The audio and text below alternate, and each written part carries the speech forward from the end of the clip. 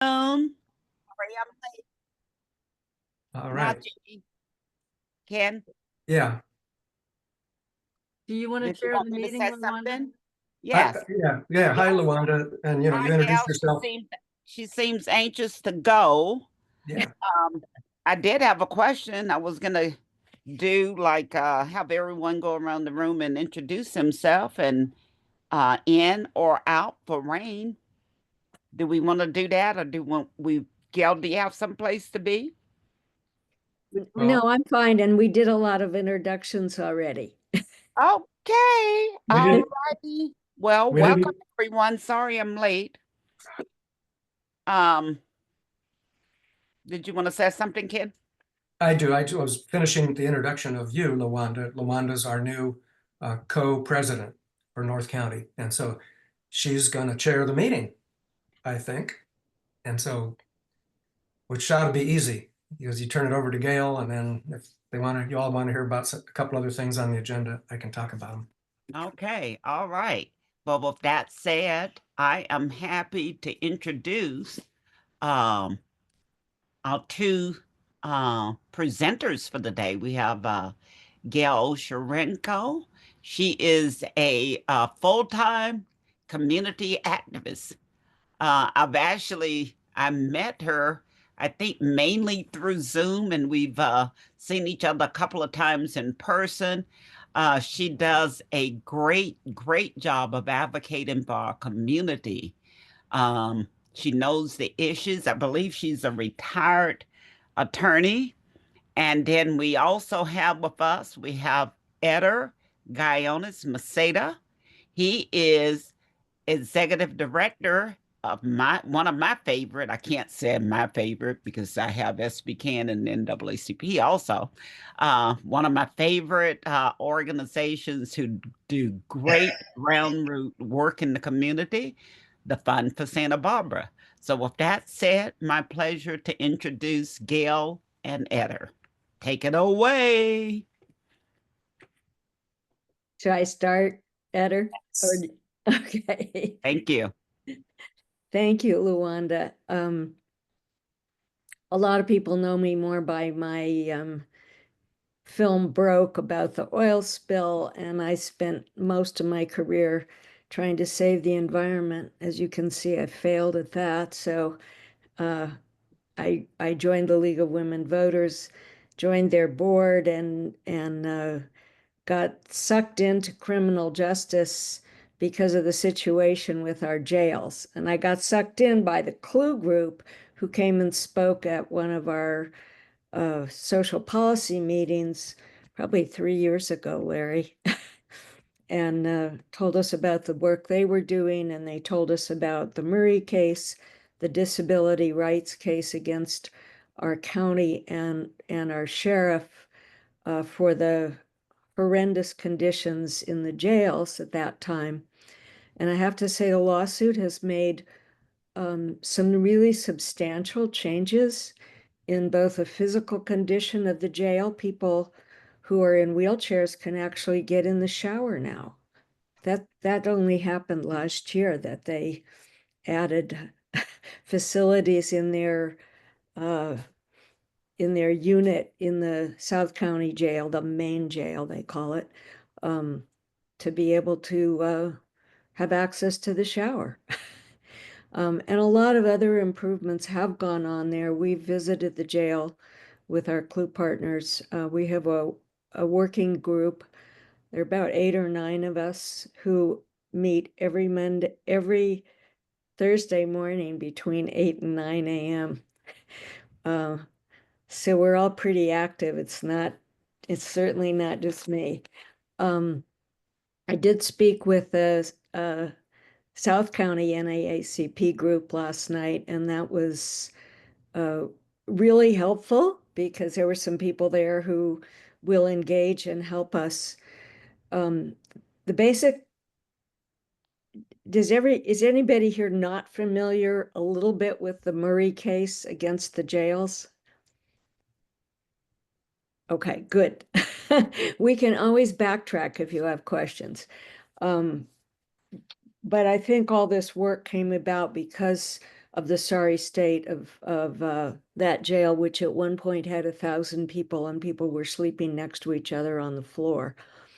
And so things are much improved, but but there are many things that are not yet meeting the requirements of the remedial plan that was agreed to in Larry can fix any dates I goof up on 2020. This lawsuit was 2017. I think we got the remedial plan a couple years later, 2022 maybe. Stipulated judgment 2021. Yeah, and then the court affirms that, so it becomes an order of the court. And then that was amended to extend the deadline to 2029, giving the county time to add beds to the North Branch jail, which is a much more humane jail. I wouldn't say it's state of the art, but it's quieter. It has no bars, no cells, much cleaner, much more efficient to run with less staff. It has anybody can walk from their unit into a little yard, so you don't have custody deputies walking everybody everywhere. So people tend to actually get seen by the dentist or the doctor or whatever. There are classrooms in these units of 64 people, so that they don't have to be walked to a class and back. I mean, there are some classrooms you walk to, but for the most part, it's just a more efficient, functional jail. It has more light. There is not a green plant in the place. That's one of my bugaboos. So what's happening now before the Board of Supervisors on the expected date of April 1st? The board will be asked to make a decision as to how many beds to add to the North Branch Jail in order to be able to close most of the South County Jail, which is running about 400 people today. It's actually a little lower when I last looked at the dashboard. Larry, you might want to put up a link to the sheriff's dashboard in the chat, because it's very useful to be able to go and look, and you can see how disproportionate the jails are in terms of Latinas, and Blacks and minorities given the populations. You can see gender breakdown and some other useful information, how many people are on alternative sentencing, so they're not in the jail, but they're monitored remote, by GPS. So when some addition is built, then the idea is that all but 120 beds would be closed in the South County Jail, and the South County Jail would become an intake facility, which it also has now, an IRC intake reception center, and 120 beds. There are 4 units there now. They will be run by direct supervision. I think they maybe already are. And that means that there's one custody deputy in with the residents. So they're trained to be mentors. Their training is quite different than some of the old guard who are there. And eventually they need to get everybody trained that way. It's a very different approach to running a jail, which we like a lot. So, and this is a very movable game, but the board told the county to come back with estimates of cost for adding one housing unit. 256 beds is the maximum it could have, or 1.5 or 2, and 2 is 512 beds. The sheriff and the DA, of course, have always supported and said that they really need those 2 housing units, 512 beds. And we have we have said in our CLUE and League working group and our organizations that one is sufficient. It would give us a total of 752 beds after shrinking the main jail by now around about 280 beds would get shut down.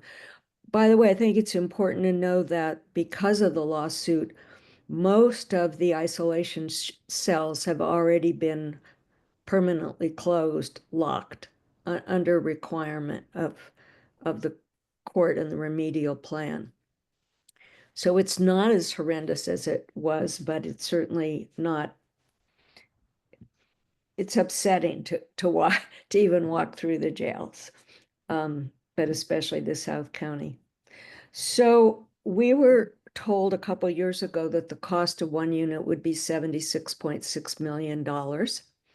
And today we've learned, or in the last week, we learned that the cost has mushroomed and is now looking at something between 120 million and 134 million for one housing unit. So that could be as much as 260 million if we did two pods.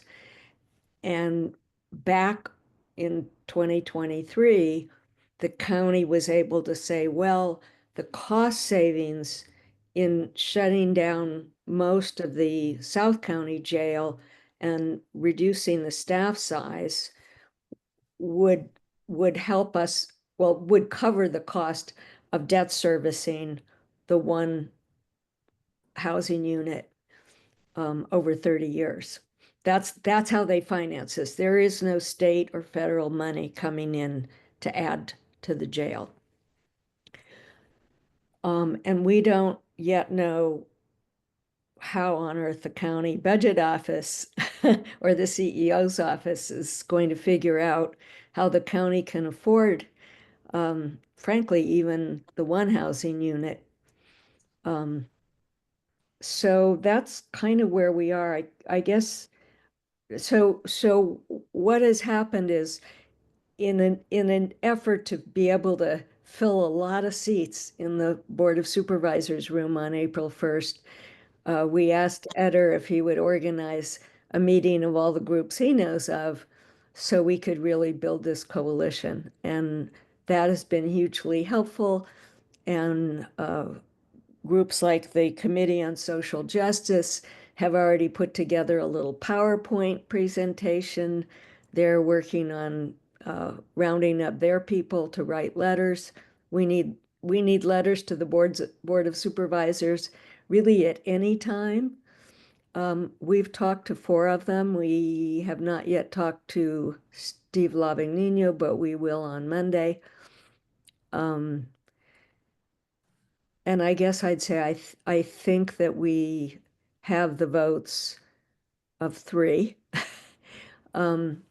with the caveat that there's some serious discussion going on about how to add money into the package to fund more mental health support, because we have at least 87 people diagnosed with serious mental illness in the jail. And that's probably an undercount. And we have around 60% of people who show up somewhere on the mental health rolls. They've been seen by behavioral wellness or others. So it's very traumatizing to be in the jail, even for a few days, a few hours. And we don't think that we should be trying to treat mental health needs in the jail. They should really be dealt with in the community. So we're very supportive of whatever the county can come up with.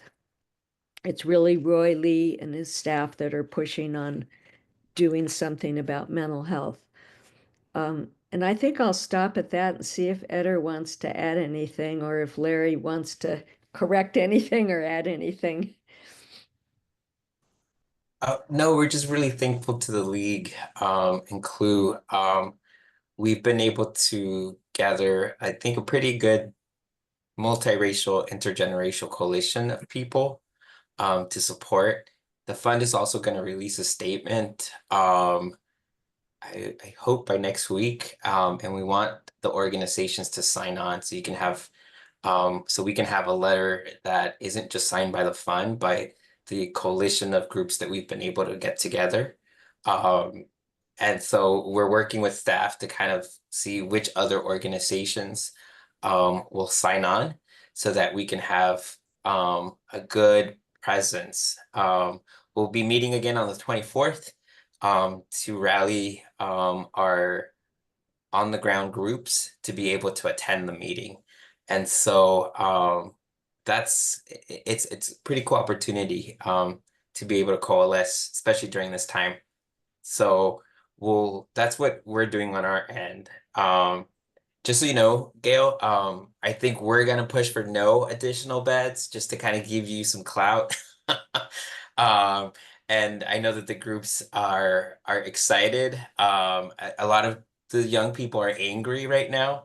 And I think it would serve us well for us to kind of listen to what they have to say. And I think they want to, in speaking to them, they say, no, give us the mental health services. We don't need more beds. But that's another conversation. So we're super excited to be able to support you all on this. Thank you. And I'd like to read this statement that I shared with our League of Women Voters board last night as the kind of statement that came out of our last criminal justice work group meeting, which says, limit any jail addition to one housing unit or less, and come back with an actual detailed plan and funding to support reducing the number of residents in the jail. Build out that plan to support reductions with community-based resources. So that's kind of where we are.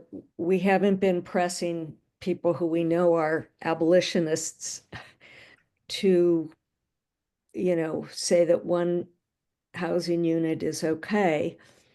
Realistically, coming down from the current jail numbers to only 120 would require a reduction of about 280 people incarcerated in our jails. And it's certainly feasible, but it takes a lot of additional things happening that haven't happened yet.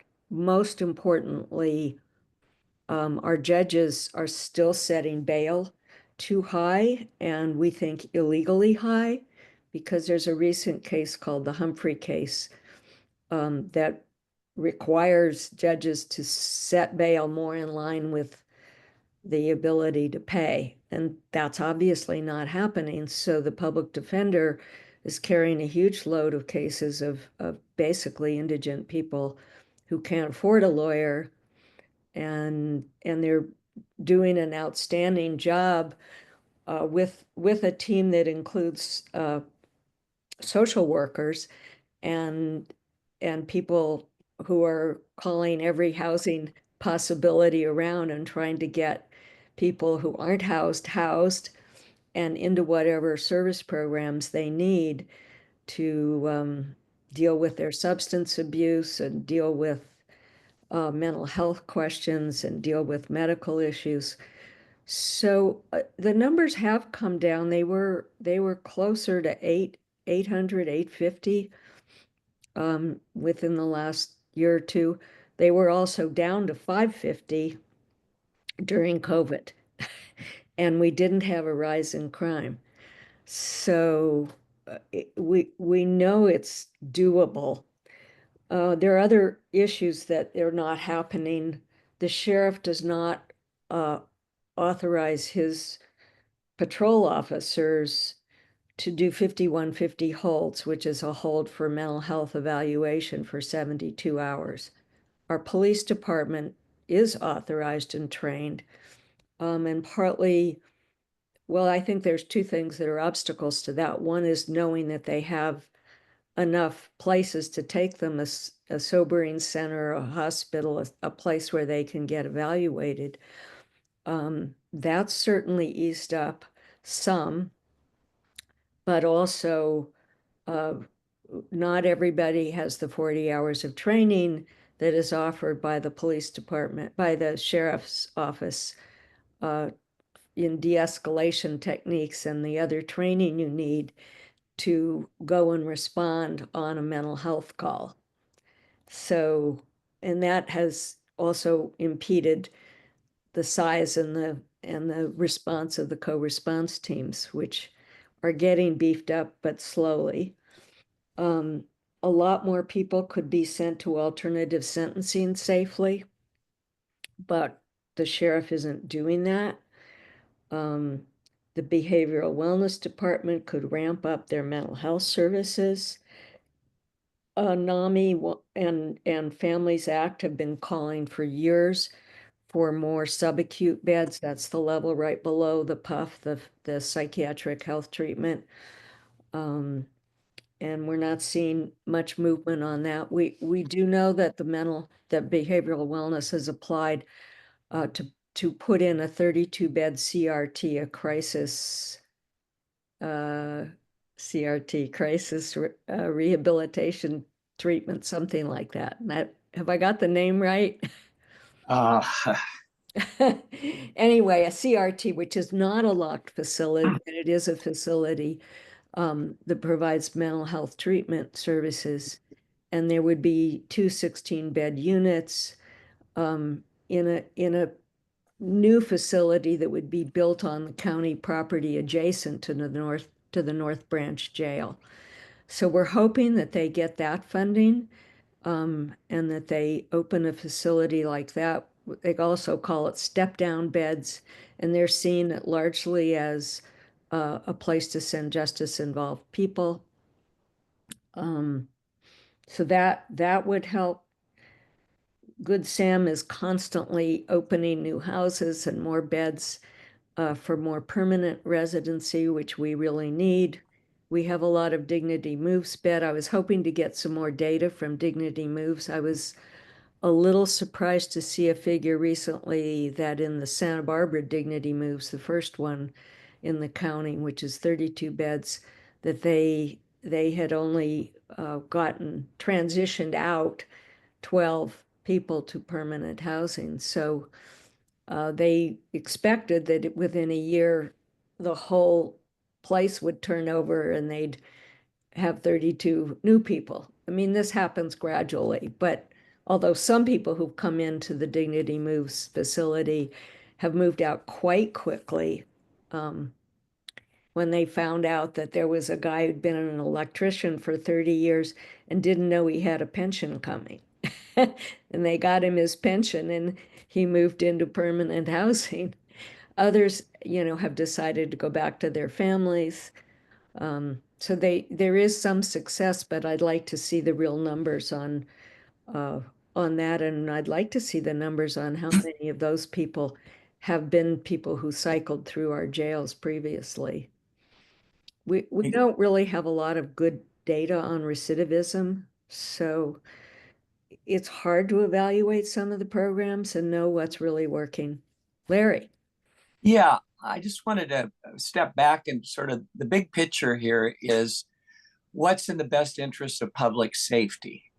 And there are violent offenders that most people agree need to be separated from the public for public safety. But our jail houses many people who don't need to be in jail to protect public safety. And the stats that Gail's been talking about include many who are diagnosed with mental health challenges or substance use challenges that are better served by treatment. And the data show that low-level offenders, talk about nonviolent low-level offenders, actually get worse and recidivism goes up the longer they spend in jail. So we're not doing ourselves as a community any help by jailing people that don't need to be there, that have primary treatment issues rather than violence issues.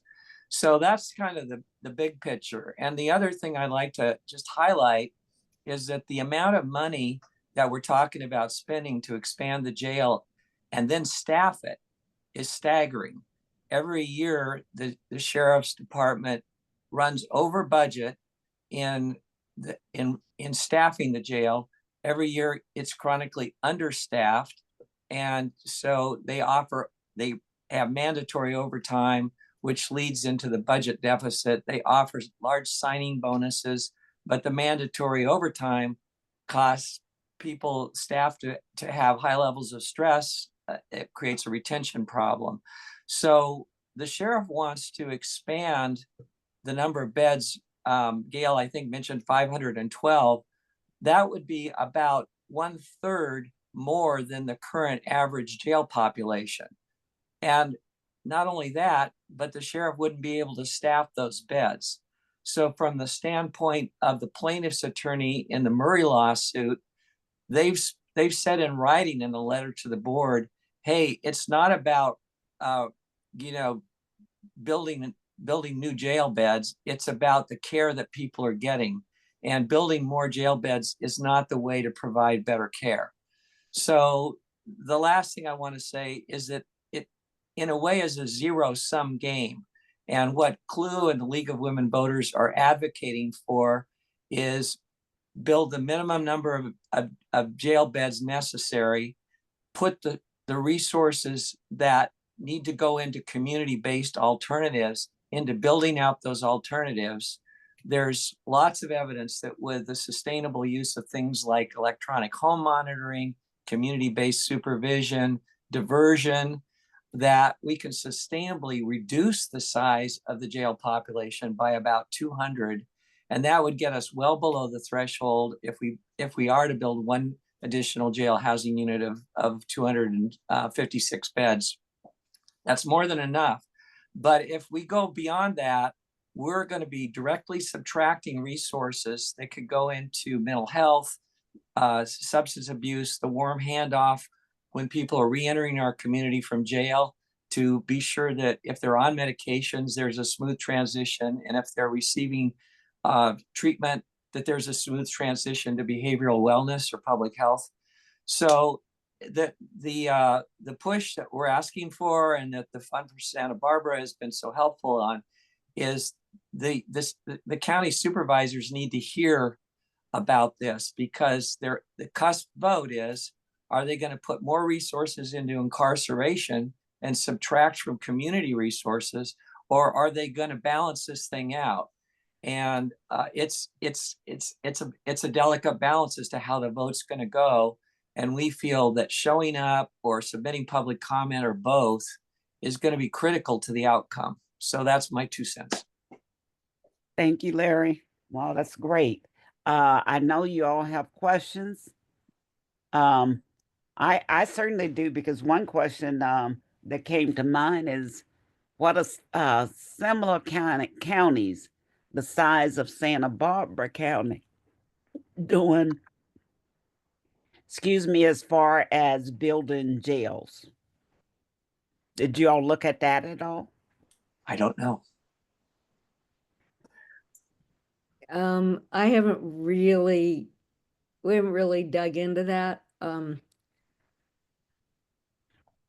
There's a lot of kind of really good reform that's happening in LA, but yeah, they're huge. Yeah. And Ventura built quite an advanced jail back in the 80s. Yeah, I've been to that jail. How does it compare with our North County jail? Well, I mean, if you compare it to North County jail, it's better. If you compare it to South County, it's better also. They have a better jail in Ventura County, but that was in the 80s and 90s when they built that. I mean, they're just a much larger county, and they also have a much larger jail. I mean, one thought was, why should we build? I think overbuilding and we've overbuilt in the whole country. We've taken this approach to incarceration when we did the 3 strikes and put all kinds of people in jail for marijuana possession and paraphernalia possession. And, you know, now there's a whole program for judges being able to release people who have been living in the jails for 30 or 40 years and, you know, have really transformed themselves and rehabilitated themselves. And we're beginning to see some of those people, even though they did horrendous crimes at the time, return to the community where they're being really productive, helpful, safe members of the community. So we're in a different era now. And, you know, maybe some of those places in other, you know, our adjacent counties are going to have space to take any overflow that occurs. But there's the projections for population growth in our county are something a little over 9%, 9.5% over 30 years. It's not a huge, you know, growth that is going to demand that we overbuild our jails. But that is the reason that the sheriff wants, you know, he's anticipating that we could have some terrible, you know, rise in crime, and he needs those beds. I'd like to just inject, Gail, that the sheriff's website contains crime statistics for 2022 and 2023. And there has been a drop in crime over the last 10 years. In fact, there's a quote from the sheriff on his website about that takes credit for the fact that their policing is helping the crime to drop. So the narrative that there's an increase in crime and we've got to anticipate growth in people to be jailed is a false narrative. It's false because of the statistics that directly contrary. So I just want to mention that. Thank you, Larry. Are there any questions? I'm sure you'll have questions. I have, I'm looking just in case anyone have their electronic hand. I have a question. Jeannie? So I agree that people ought to be diverted from being put in the jail in the first place as much as possible. But like you say, there's some of the violent offenders that need to be in jail. And I'm just wondering, probably the question, the answer, I probably know the answer to this, is probably too expensive, but it seems like if a person has to be in a jail setting, shouldn't they be housed in the community that they live in so their family can visit them? So why not demolish the Santa Barbara jail and put a new unit there rather than adding to North County? And maybe it's because you would have to duplicate facilities that are already here, and it's much more expensive than adding to this pod or adding to this jail. But it seems like people should have the opportunity to be in the community where they live. One would think that would really be good, but you have to know that when the North County jail was built, they built it without a place for families to come in person and see their loved one, which is shocking. And one of the things that would be added and that we have to remember to ask for is a space for families to come and visit in person, face to face with their loved one in the jail. You know, I don't know if I can really answer why or why not, because the 120 that would be left, it's really only the idea that people who are coming in and being booked in the South County, presumably because they were picked up in the South County, would stay there through arraignment. And then anybody past arraignment who is not released on their own reconnaissance or put on alternative sentencing or something else are going to end up in North County. And I think it's really a cost factor. You know, frankly, the old jail, most of it, a lot of it has been shut. It doesn't meet earthquake standards. It doesn't meet building standards. It doesn't meet health standards. It's really a relic of 50, 60 years ago. And it ought to be, except for the 120 in the intake facility, totally demolished and could be used for housing, could be used for other things.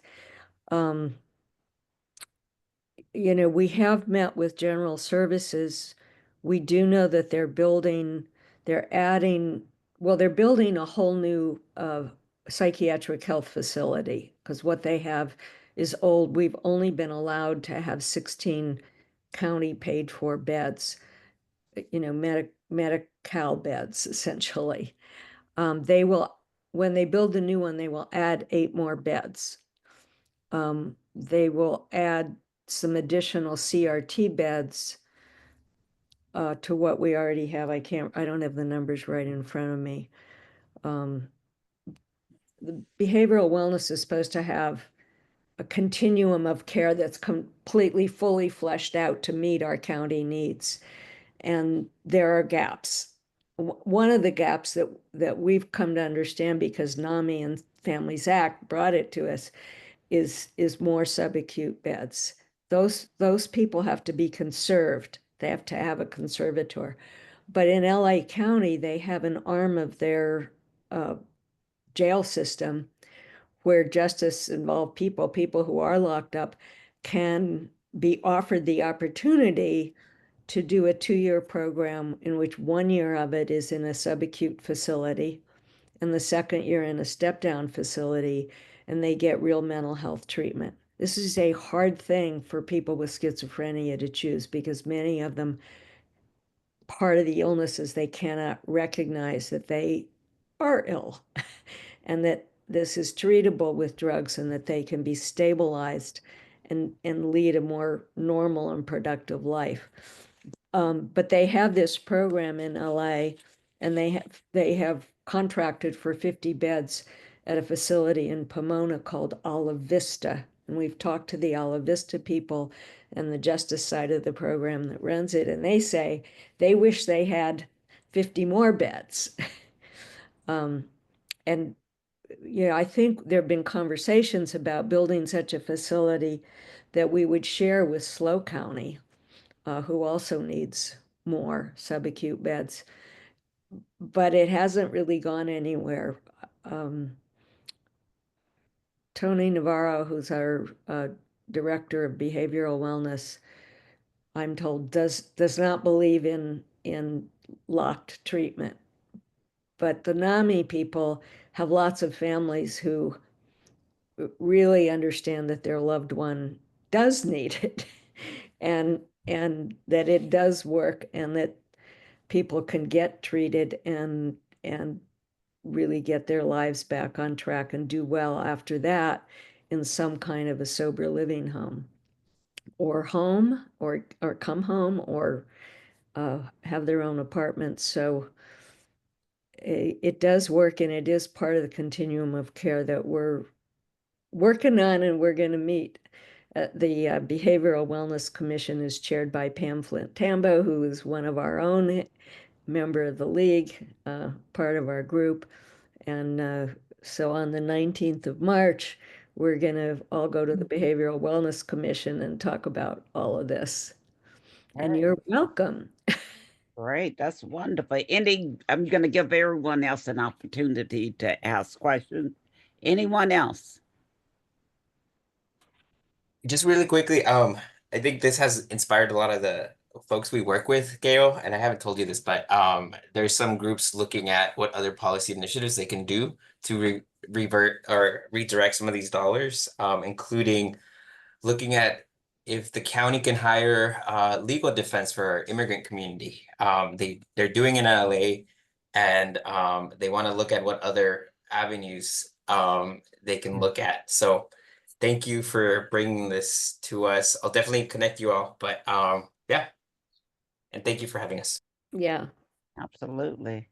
So I do know that the fund will release a statement for other organizations to sign on to.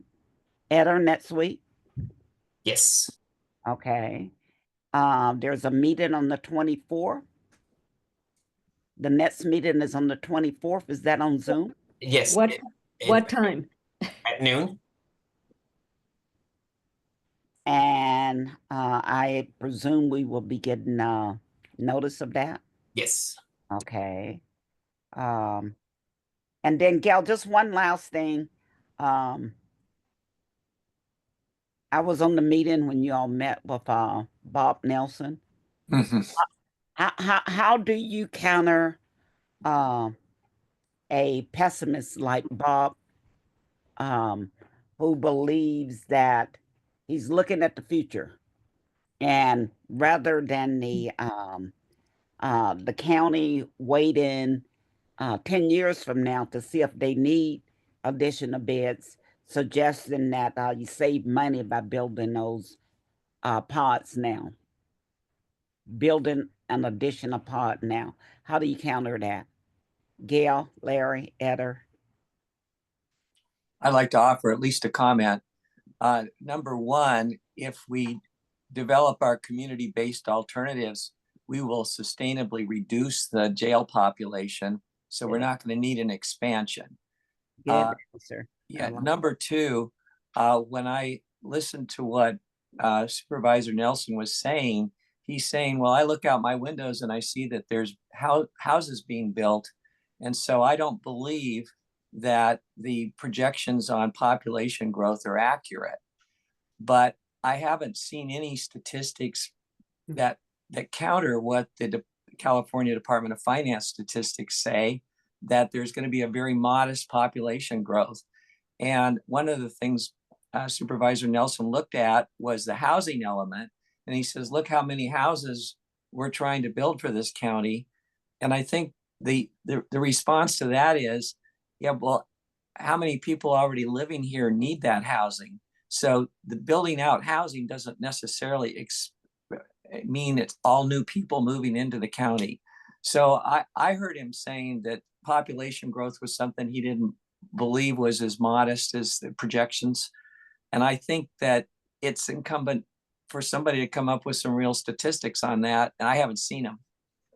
Yeah, I want to piggyback on what Larry said. Before this whole mess happened, the CDC released a report on alternatives to jailing, and one of the some of the policy recommendations that they had outlined investing in young people by providing mentorship programs, by providing alternatives so that our communities aren't centered around policing. And communities who had a different way of living, I guess, had a much higher rate of reduction in criminal activity because there were supports. They developed the assets of young people, and they were able to kind of funnel the energy in other ways. And so they talked about schooling, looking at pre-K, looking at childcare, looking at after-school programs, and communities who were successfully able to divert some of those dollars, reallocate some of those dollars, saw a lower incarceration rate. Okay. Whether or not they believe that is a different thing. Yeah, Thank you, Eder. I think it's really important to know. I want to put a plug in for the Committee on Social Justice is having is showing a film called Invisible about homelessness on March 22nd from 4 to 7 at the Goleta Community Center. And that's a group that really is a voice for the homeless and empowerment of their voices and their needs. I mean, I don't know what the numbers are, but I'm sure that a number of people are in our jails because they're houseless. And some of them even occasionally choose to spend a little time in the jail, get a warm meal and some medical attention that they haven't been able to get elsewhere. It happens. So if we can really address houselessness, if we can really get people housed, and then we can do the wraparound services that help them make a choice for rehabilitation. It really is a life changer. The other thing I was going to say is our juvenile justice center was built for 600 or something, or 300, and it was built for whatever it was built for. It's only housing half that many. So we need not to spend a lot of money, especially over building jails, because jails have to be built according to some state standards that the Scandinavians would laugh at. But it's a lot of hardening and a lot of concrete and a lot of steel, the price of which is going to go up. And, we just shouldn't be wasting our money on buildings that aren't easily convertible to something after the fact. Um, and that we really don't need. And that's, I mean, Eder said it, if we begin to see where our youth are having trouble and we meet their needs, then they're not going to be in our jails.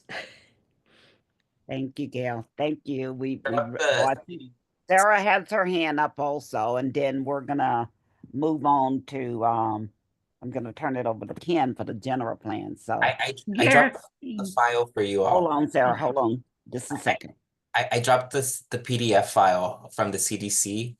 This file was restored. This one was deleted during the Trump administration, but this has all the strategies that we can use to prevent crime. So download it, save it. I know it's a good read, but these are different strategies. Sorry, Sarah. It's okay, Sarah. Okay. Gail, what was the title of the particular film? Invisible. What time is that? Could you put that information in the chat? Yeah, sure. Thank you, thank you. All Thank you right, much. so Ken, I'm gonna turn it over to Well, you. thank you. I have my hand up still on this topic. The other Okay, topic, well, I'm not gonna turn it over to Ken. He's gonna ask the question. I have I guess, a statement. So we have a SBCAN board meeting on the 26th. Eder's got a letter that he's gonna circulate, and then there's what Gail has talked about here. And I think at our board meeting on the 26th, I'm wanting to have a policy position articulated and signed onto by our board of directors, which we can then present at the April 1st Board of Supervisors meeting. So to me, it seems like are we going to sign on to Eder's letter and say no more? And I know I have one board member who couldn't make it to this meeting, but he said, no more. We don't need any more beds, but he hasn't heard this conversation. And maybe when you hear the whole conversation, maybe and understand how much how much of the South County South Branch has to be shut down. Maybe we do need this here. But I think our board has to understand it, and that's why I'm glad that I have two board members here. And I've encouraged them all at about 8 or 9 this morning to let's come to this, because this is a topic that we need to have a position on. And so I'm glad that got Gail here. And so anyway, I don't know if I don't want to put you on the spot, Gail, but I want to be able to at our board meeting decide, is it this or is it that or is it something else? I think we actually don't totally know, and maybe won't know until the Thursday before April 1st, what the county is going to propose that the board do. They were told before, come back and bring cost figures for one housing unit, 1.5 and 2. But the cost figures are so high, they have to come up with how are we going to finance that. So I don't know if they're going to come back and say, well, here's the cost of a half of one, or, I don't know what the various board members are really going to say, and whether they're going to come up with some things that the board can vote on that will really make a difference in reducing the numbers in the jail. So I feel like it's a movable situation. Larry? Yeah, I just want to add, we have a set of talking points that might be helpful to the SBCAN board to consider. Many of them have been touched on today. We could possibly send those out after this meeting if you're interested. It would give you something to at least look at. Thank you. Thank you, because yeah, I'm definitely, we will be writing a letter, the Santa Maria Lompoc NAACP. I imagine there will be so many people speaking, you'll only get 1 minute. I'm not sure if they have to give you two, but they always offer that anybody willing to speak for only a minute goes first. One of our members is gathering written stories and film clips of people who've been in our jails or been incarcerated and their thoughts about this. And I think stories from individuals carry a lot of weight. And it's not just about educating our supervisors. It's really about educating the whole community, because this is a community that voted for Prop 36. And Prop 36 is expected to, according to some people, increase the numbers in the jail, but it's also designed to get more people who are arrested into our mental health court. And so we have a whole separate court that people are assigned to at arraignment, and they then are under the supervision of a judge who, they're given a plan for, what substance abuse program they have to go to, or certain mental health treatment programs, whatever, and they come back and report regularly to the judge. And I'd love to see more statistics on how that's working. The CCP is the Community Corrections Partnership is allocating probably more money to the public defender and to the district attorney to represent their clients in that court as they get more people because of Prop 36. So we have to educate the whole community. It's a huge decision to make. Yes, well, we certainly appreciate it, Gail, Larry, Eder. We certainly appreciate you all, and I know that I see the work that you all do. We just don't have the capacity to do the work the way that you all do, but we certainly appreciate it.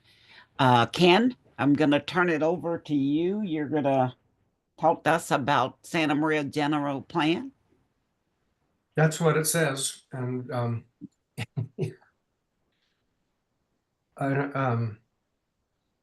not sure where to start. This has been going on for a number of years, and there's the latest was they issued policies and actions in 9 different plan areas, and we commented on that, and submitted our letter to the planning staff.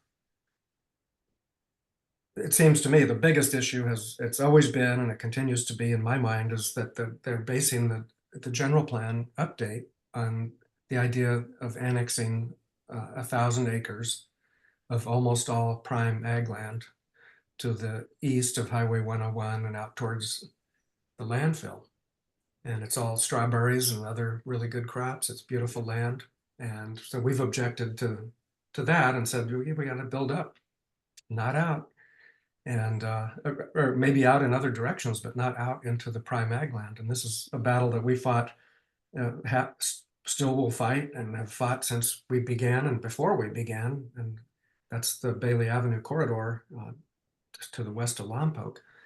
And we've succeeded. And most recently, a year ago, LAFCO denied the proposal by Lompoc City to bring that into their sphere of influence. So I don't know why anybody would think that LAFCO is going to say, oh, fine, let's bring in 1,000 acres into Santa Maria to urbanize on prime ag land. I don't think they're going to do it. So it's a bad idea to base the plan on that. And so that's most of the focus that I've had on it. We've had some focus on the environmental justice element, and then the noise on these different elements that they got policies on that we commented on. There were some things about noise and about mineral extraction within the city, and which I don't think anybody's proposing to extract any more minerals in the city, but there's a whole lot of wells that they're not yet abandoned, but they're idle, and mostly they're abandoned. So we commented on that, and we commented on the rewilding and suggested places where because people wondered, well, what does rewilding even mean? And how could we rewild within the city of Santa Maria? And so we suggested there are places, and we suggested this, Jeannie did several years ago. There's drainage canals that are concrete, or they're even underground, that could be daylighted. And like in downtown San Luis Obispo, you can have a waterway there's wildlife, and people can enjoy it as well.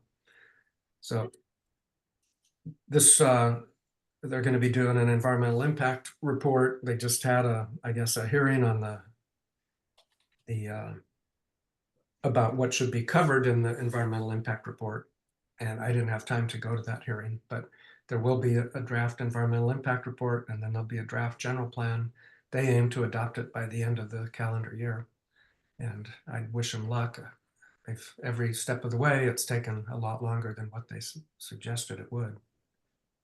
Anyway, that's my update. We talk about it at this roundtable usually as sometimes it's been a major point of discussion, and sometimes usually it's like this, a quick update on what's happening, and then I'll take any questions. And does it require any action at this point on our part? No, I don't think so. Do you think so, Jeannie or Nancy? I I have my audio off. I don't think at this point we need to look at the timing of what's coming up next, and I don't think we've looked at that. Okay. Well, I mean, we've looked at what's coming up next, but it's a ways off. There'll be a draft EIR, but that'll be in a few months. But there'll be hopefully other points where we can weigh in again before that comes out. Is it growth of Vandenberg that's partly driving this, or what's driving the? I think well, first of all, the general plan for Santa Maria is old as the hills, and so you have to update them every now and then. They're looking, 30 years out. So that was the impetus. And meanwhile, what they started this about 4 years ago, because the plan was getting so old. So it's something that you're going to have to do. And then the housing elements needed to be done. And so the targets for here's how much growth you need to absorb, how much housing you need to have in your community. So they look at that, and then okay, so that means they don't think they can accommodate that within the current city limits. So that's the impetus for that's the stated impetus anyway for expanding into the farmland.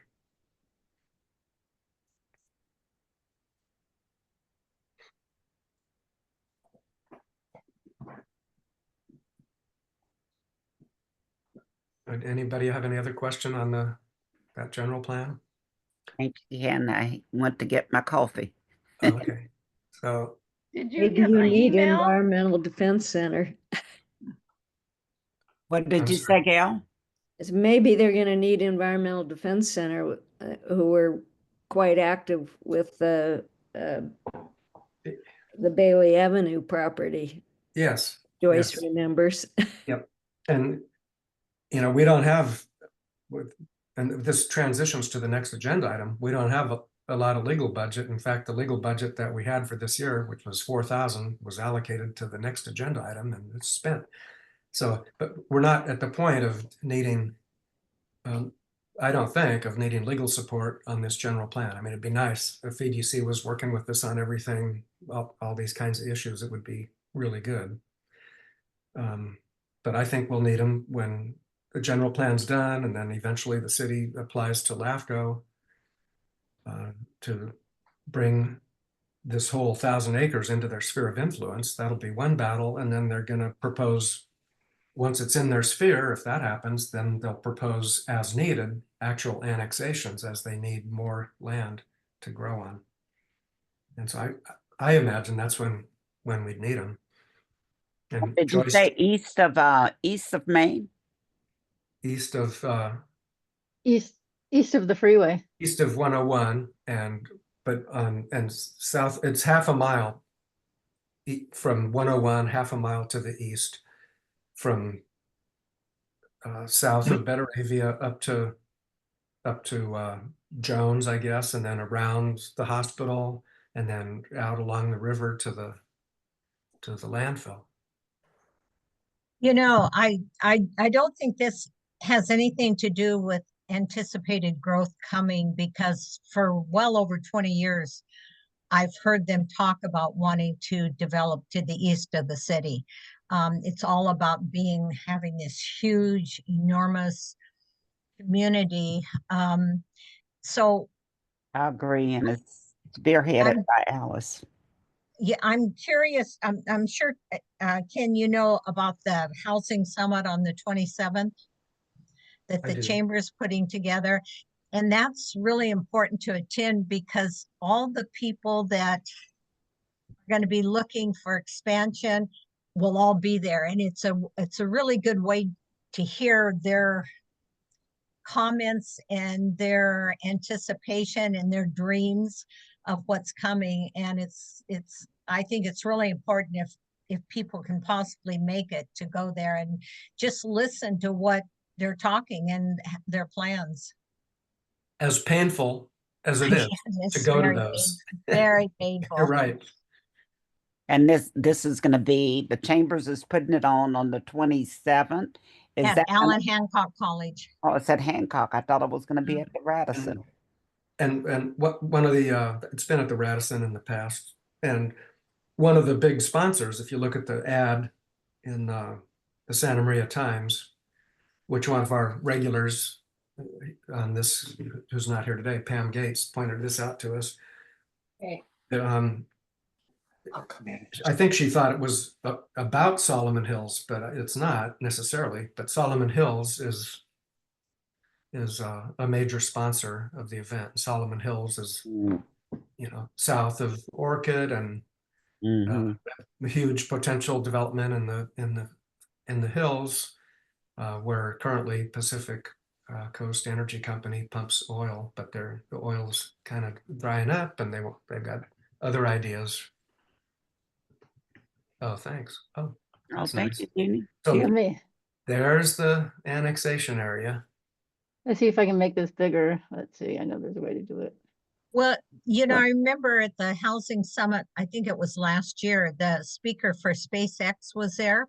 And it was interesting to me. He basically said, you people have to get involved in the county and remove all these restrictions. We don't need restrictions on building and developing. You need to get out of our way and let us do what we want and need to do. And that person got the loudest applause, and in some cases standing ovation. So it was very, very telling. Yeah. Thanks for telling me that I should go to it.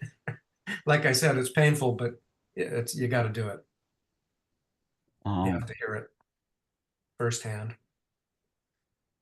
Thank you, Jeannie. Welcome. Thanks for that. Okay, so who do we have? Who's going to speak on Sentinel?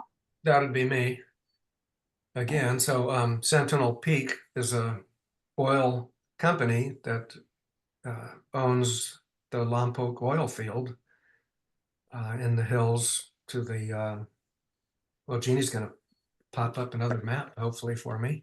That's really cool when you do that. So this is an oil field that it's near Vandenberg Village and up there above Lompoc. And I think it's a little over 2 years ago that the Phillips 66 refinery, which is,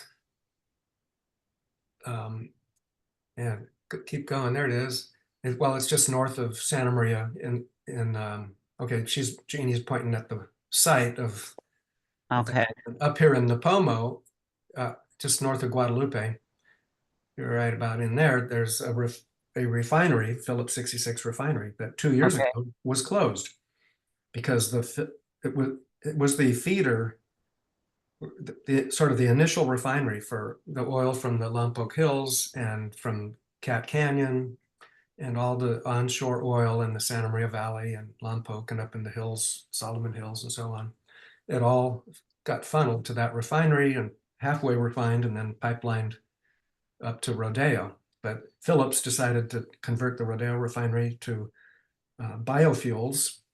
And so they don't need the oil anymore. And so they have shut down as of 2+ years ago, the refinery in Nipomo. And so the Sentinel Peak that owns this Lompoc oil field right there, they couldn't, they shut down and nowhere to send the oil. So now a year ago, they applied for a truck rack, a permit, a land use permit to the county for a truck rack so they can restart pumping their oil and put it into trucks and haul them along that red line over up through Orcutt and Santa Maria and then onto 101 and then all the way up to Coalinga, a total of 165 miles. 6 to 10 trucks per day for up to 50 years. And so when you look at the mileage and you look at the number of years and it compares fairly closely to the ExxonMobil trucking proposal that the county denied a few years ago. And so it seemed like a big deal, but the county staff processed it as this is just a routine, so small, and they just approved the land use permit without any public hearing.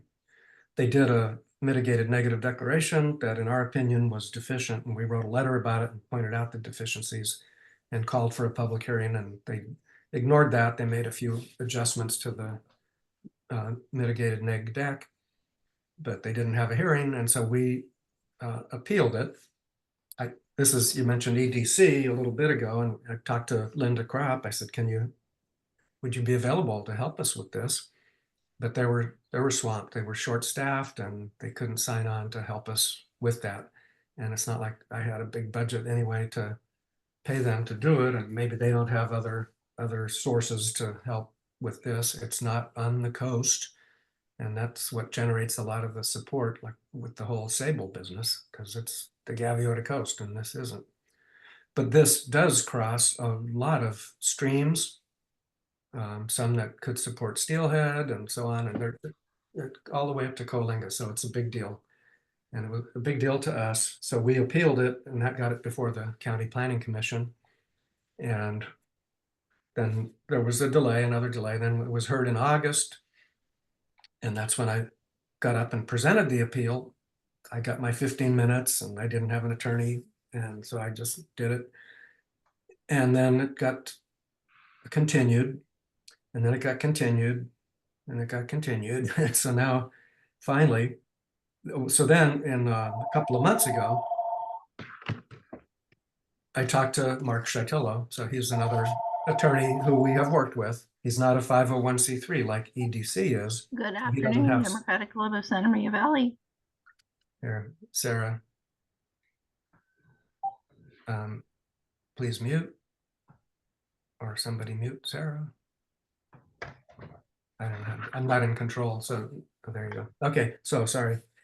Anyway, Mark talked to me and said, maybe we could help on this, and he offered us a cut rate, and so he came to the last hearing, the last 2 hearings, and helped us get the Planning Commission on the verge of actually denying it, upholding our appeal and denying the project.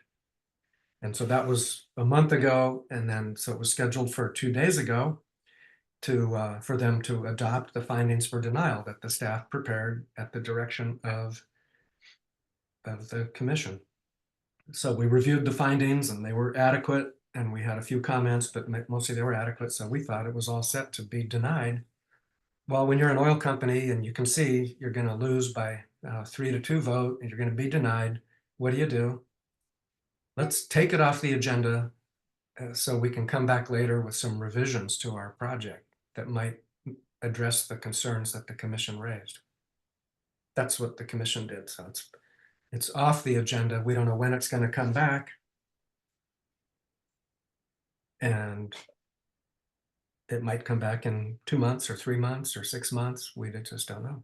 But I guess Mark Chatillo told me, okay, well, this is good, because when it does come back, we're still the appellant and we're still going to get our 15 minutes or whatever. So meanwhile, the truck rack isn't approved and they're not trucking oil from there to Coalinga. So Okay.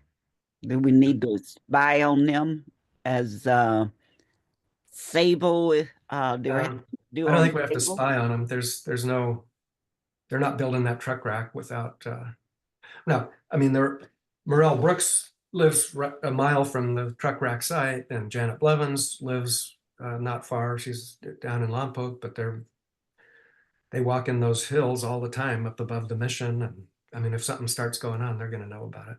Okay. I don't think, I mean, they're not Sable.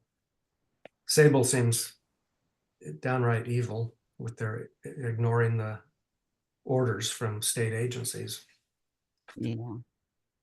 So anyway, that's my report on that. And I appreciate Jan Heller's in the meeting, and Jan has been to a couple of the hearings at the Planning Commission on this. All right, Jan. Hi, Jan. Okay. So Ken, next we have organizational updates. Oh, we do? Okay, Jeannie? Ken or Jeannie?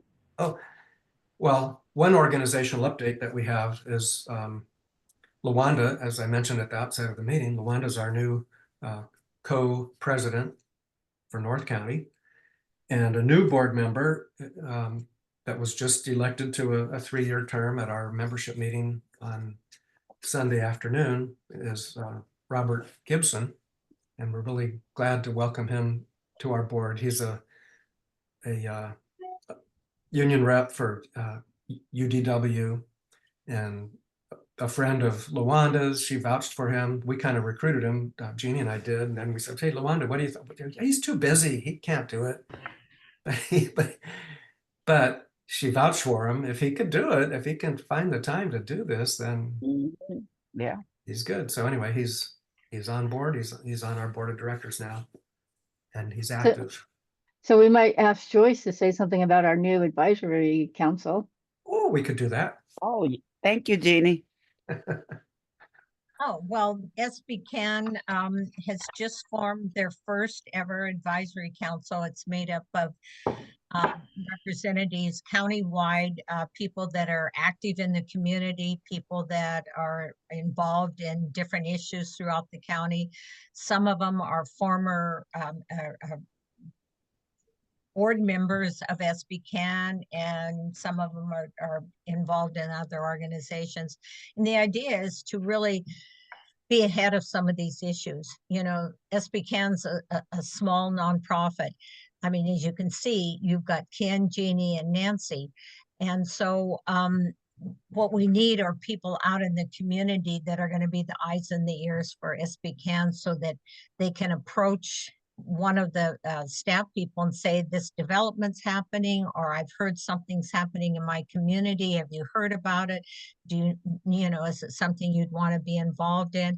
And then ideally, we need funders. We need people that are going to support this work. As Ken just said, you know, he ended up having to go and represent SBCAN without legal representation because there's a small little budget. And so what we're looking for are people that will first make donations to SBCAN themselves, people that will go out and help find donors that would be interested, and connecting SBCAN with donors who might be interested in a specific project or something that's happening close to their neighborhoods. So we're excited. I think it's exciting for SBCAN. Ideally, moving forward, they're going to be able to bring on more staff. They'll have money to hire the attorneys they need to hire when they need to hire them. And really, right now SBCAN is sort of the umbrella countywide for a lot of these issues.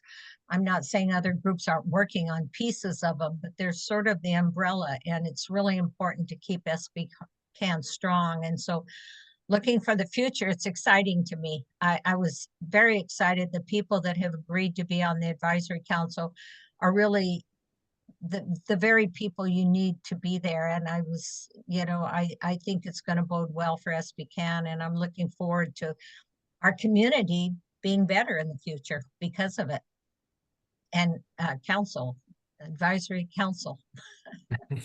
Wonderful, wonderful. And Joyce, did you name the people, the council? Oh, sure. If okay, it's Gail Marshall, Rich Applebaum, Karen Shapiro, Harvey Molich, Jerry DeWitt, Spencer Brandt, Doss Williams, Sharon Merritt, Christina Hernandez, David Landecker. David Landecker, and there's one more. Oh my God, this is so embarrassing. Lee Heller. Lee Heller. Lee, that's right, Lee. So strong group of people really committed to the community and committed to protecting and improving our community. Wonderful. so one more organizational update from us, and then we'll ask for other organizational updates from other organizations. We have our awards recognition coming up on June 22nd. There's still plenty of time, but we are starting to ask people to sponsor it. And we'll be sending out an action alert on Monday that says shows how you can make nominations to it as well. So please look for that. Put it on your calendar, June 22nd. It'll be mid-county. We're going to recognize people from all over the county with one awards recognition dinner or reception, rather than having two like we've been having lately. And so we want to make it bigger, better, more exciting, and I hope all of you will be involved. Great. And that's June 22nd? Yep. Perfect. Perfect.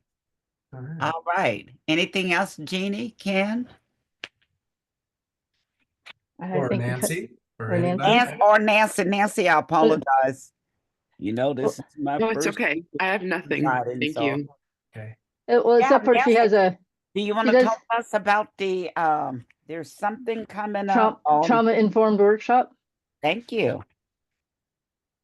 Yeah. You want to So tell us about that?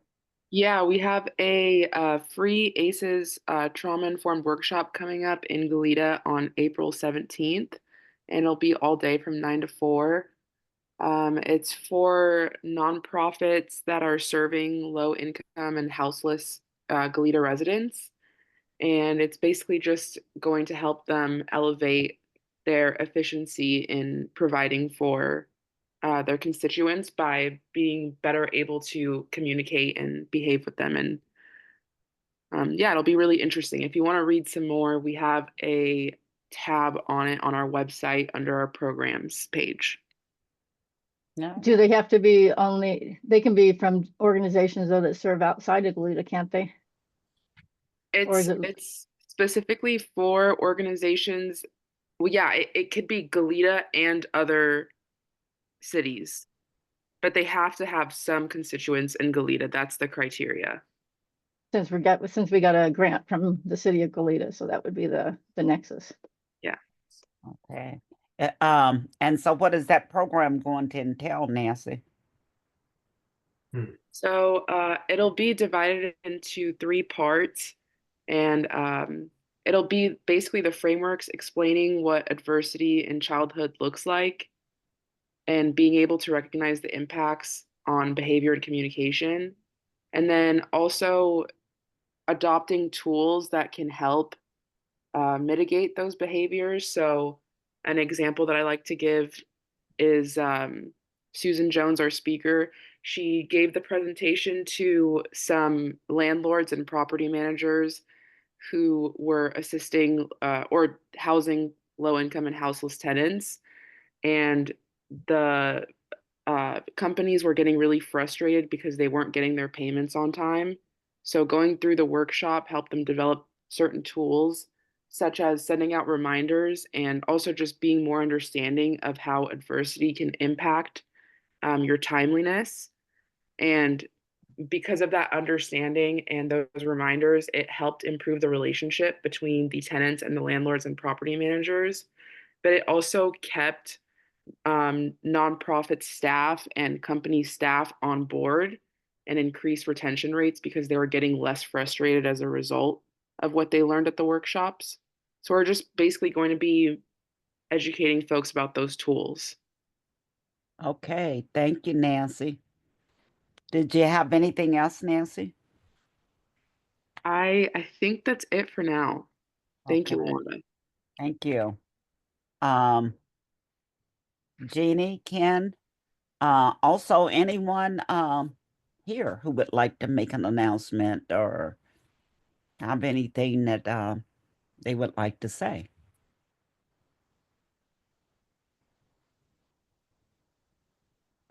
Gail Osherenko, I noticed that you sent a link to a criminal justice report. Did you want to put that link in the chat for everybody? You'd sent that to us by email and I just saw it. You're muted, so I can't read your lips. I mean, I don't read lips. Let me see if I can find it and throw it to the. I can put the link in there. Let me copy it. Yeah, you're welcome to do that. It's just a report that I wrote up for our League of Women Voters Board last night that and Larry has something that's sort of talking points, which I'd love to see shrunk down so that all the groups who are working with us, whatever their views are, have access to sort of short talking points. Larry, you want to say something? Yeah, it includes more detail than you would need, but it's the supportive detail on some of the talking points. I sent that to LaWanda to distribute to folks that are at this meeting today, if she would like to. You did, Larry? I believe I sent it to you. Okay, then I apologize. Just came in. And also a link to an article that Gail and I had published in the Santa Barbara Independent that lays out some of the key points about why an excessively large jail makes no sense. So those are hopefully resources that'll be helpful. And I will forward those to Nancy, and Nancy will make sure that she forward those to you. I'm looking now, Larry, to see if I have anything. The last thing I have is from February 21st. I just sent it. The email was Lyons Pruitt. Maybe I can pull it. At MSN? Yeah. I'll double check that. Maybe I have a different address than you're using. I'll double check. Sometimes that Gmail pops up. Oh, I'll check it. I did look in Gmail this morning and I didn't see anything. I have trouble with MSN versus Gmail, so that's probably where it's hung up. But I will send the opinion piece that you sent on the 21st. And the op-ed for the Independent, I will forward those to Jeannie and Ken. Unfortunately, our meeting is April 1st because I would love for you all to present to our members, but we don't meet until April 1st. So that will happen. I'm just going to send everything to them and try to get some of them involved also. And Gail, I thought it was a link that you sent me, but it's actually a document. So what I pasted, it's not helpful to anybody. Yeah. So sorry about that. I'm not sure how to kind of take it from a document to. Well, we could send it out to anybody. Since I have it, I can send it to anyone who asked me for it. And Larry, you can I can send this to Ken and Jeannie. I can just forward that. And I just sent you all something now. Gail, I tried to send the talking points and that link to the Santa Barbara. Okay, just the talking points just came in. Thank you. Okay. Yeah, Beware that the article in the Indy says that the cost of one housing unit is 100 million, but that was before we got the updated figures. So it's really 120 to 134 million. Hmm. So I don't know what the figure will be by the time the county, the Thursday before April 1st. I don't know what they'll put in. But we keep asking Tanya Heitman to keep updating us. okay, all right. Well, thank you all so much. Nancy, Jeannie, Ken, anything further? Not from me. Thank you for running this, Lawanda. Thank you for running Yeah. it. We had a question on the side from Gary Michaels to everybody. Why is Sheriff Brown not on this call? And so I just saw that. I'm just writing back to Gary to say Sheriff Brown is on our mailing list. And so I guess he chose not to come. I haven't hit send What yet. was the question, Ken? Why is Sheriff Brown not on this call? Can I add one thing? I just got a message back about the costs of the jail. So the difference between the figure for one unit between 120 and 134, that depends on whether they build a net zero building. And the board has already committed that all new buildings in the county would be net zero. So putting solar and battery or whatever they have to do to make it net zero is about 14 million. I guess that's what the difference Net is zero. of net, yeah. Okay. And if you had two housing units, the cost would be between 202 million and 216 million. So you get some cost savings from doing two units at the same time. And you basically have the same kind of cost on building to net zero. So where would they get the money from? That's what we don't have yet. I mean, because I don't think they were planning that the savings that the county wouldn't be paying out of their general fund each year, would be going to paying off the debt service on building these additions, but they only would cover back when the cost was under 80 million, was 76.6 million. They would only cover one unit. So I mean, I go to CCP meetings and the general fund budget is not, they can plan for what they've already planned, but it doesn't plan in, I don't think, these larger cost figures for adding the jail. So I don't know how they're gonna crunch the numbers or what they're gonna have to cut in order to come up with a projected 5-year budget to cover if they have to debt service that much. Thank you, Gail.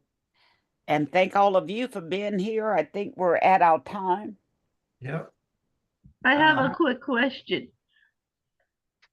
Can people volunteer to be on the advisory council?